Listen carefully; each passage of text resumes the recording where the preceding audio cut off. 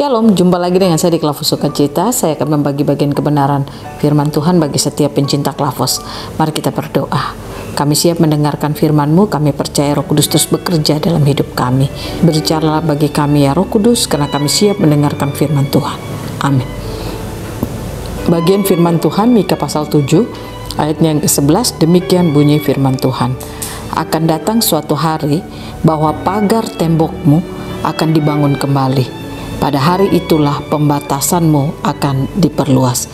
Demikian jauh pembacaan firman Tuhan. Pemirsa Klavos yang diberkati oleh Tuhan, kita percaya Tuhan selalu memberikan kekuatan bagi setiap orang yang percaya kepadanya. Ketika Tuhan memberikan kekuatan bagi setiap kita, maka kita yang memperoleh kekuatan itu, kita akan punya kemampuan. Kita dapat membangun kehidupan kita lebih baik ke depan. Nah, belajar lewat bagian kebenaran firman Tuhan. Mika adalah seorang nabi yang ada pada zaman Yotam, di mana di masa pemerintahan Yotam, kita tahu Yotam adalah raja yang takut akan Tuhan, tetapi di dalam praktek-praktek kehidupannya dia masih melakukan pembakaran korban di bukit-bukit, dan atas apa yang dia lakukan itu, dia tidak melakukan kehidupan yang baik di hadapan Tuhan.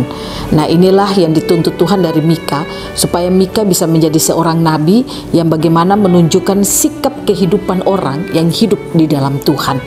Nah, lewat bagian kebenaran firman Tuhan pada saat ini, Mika ingin menunjukkan kepada saudara dan saya bahwa orang yang hidup di dalam Tuhan, pasti dia akan mendapat kekuatan Tuhan. Pasti Tuhan akan melindungi hidupnya, dan Tuhan akan memberkati seluruh kehidupannya. Oleh karena itu, janganlah pernah saudara dan saya jauh daripada Tuhan.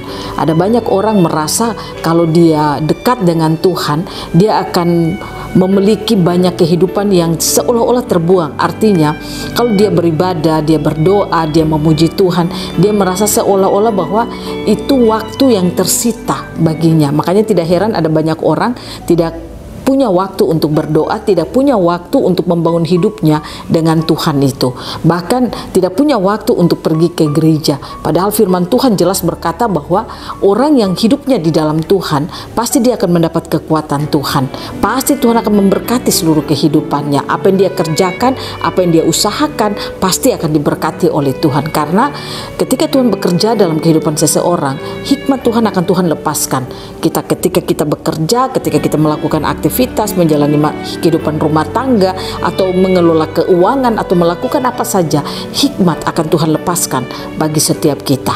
Nah, oleh karena itu, belajar lewat ayat 11 ini dikatakan akan datang suatu hari pagar tembokmu akan dibangun kembali. Ini pagar tembok ini menggambarkan apa? Menggambarkan kekuatan, bahwa perlindungan itu, pagar tembok itu menandakan perlindungan. Kita tahu kalau orang memiliki rumah selalu dia ingin membangun pagar tembok.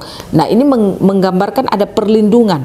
Makanya dikatakan akan datang suatu hari bahwa pagar tembokmu akan dibangun kembali. Tuhan akan memberikan perlindungan bagi setiap orang yang hidupnya bergantung kepada Tuhan. Dikatakan pada hari itulah pembatasanmu akan diperluas. Artinya Tuhan akan memberkati semua hal yang kita lakukan dan kita kerjakan. Tidak ada pengurangan bagi setiap orang yang percaya kepada Tuhan. Oleh karena itu, saudara, marilah kita belajar untuk terus menggantung kehidupan kita kepada Tuhan. Kita percaya bahwa ketika manusia jatuh di dalam dosa, bersyukur ada Yesus Kristus yang datang membawa kehidupan saudara dan saya untuk kita berharga di mata Tuhan, untuk kita dapat mengalami janji-janji Tuhan di dalam kehidupan kita. Oleh karena itu, percayalah Kristus telah bangkit bagi saudara dan saya. Kebangkitannya, baiklah itu bukan sebuah perayaan saja bagi kita, tapi baiklah kita menerima itu sebagai suatu kehidupan yang diberikan Allah bagi setiap kita. Ketika kita percaya firman, yaitu Yesus Kristus adalah firman yang menjadi daging, firman yang menjadi manusia. Ketika kita percaya, kita hidupi, kita ambil itu menjadi hidup kita, maka saya percaya firman Tuhan berkata, tembokmu akan dibangun kembali. Dan jadi tidak ada yang membatasi seluruh kehidupan kita. Nah, oleh karena itu, saudara, jangan pernah engkau jauh dari Tuhan, jangan pernah engkau meninggalkan Tuhan. Bangun hidupmu terus dengan Tuhan. Amin. Mari kita berdoa. Terima kasih Bapa.